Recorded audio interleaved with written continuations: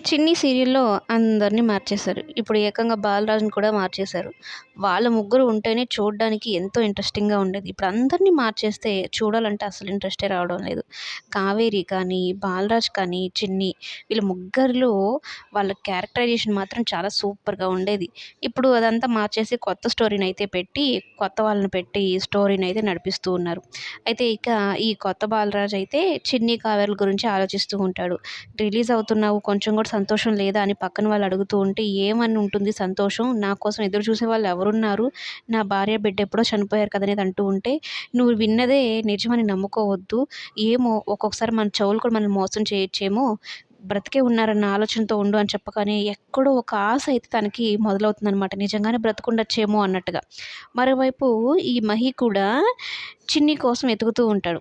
నేనొచ్చిన రోజే ఈ పని చేయాలి. కానీ లేట్ అయింది చిన్ని. ఖచ్చితంగా నీ దగ్గరకొస్తున్నాను. ఇది నా కోరిక, నా విష్ అనేది చెప్తూ తన కోసం మనసులో తలుచుకొని తనకిష్టమైన సాంగ్‌నైతే గిటార్‌తో ప్లే చేసి, ఇక చిన్ని వస్తున్నాను చూడు నీ దగ్గరికి అనైతే చెప్తూ అక్కడి నుంచి బయలుదేరతాడనమాట. ఓవైపు చిన్ని కోసం ఈ మహి వెతుకుతూ ఉంటాడు. అలాగే రిలీజ్ అవ్వబోతున్న బాలరాజ్ కూడా చిన్ని కోసం వెతుకుతూ ఉంటాడు. అలాగే ఈ 'దేవ' కూడా బాలరాజ్ ఎప్పుడు రిలీజ్ అవుతాడా? వాడిని చంపించేద్దాం రౌడీలతో అన్నట్టు ఎదురు చూస్తూ ఉంటాడు. మొత్తం ఇదైతే స్టోరీ ఇలాగా కొనసాగుతూ ఉందన్నమాట.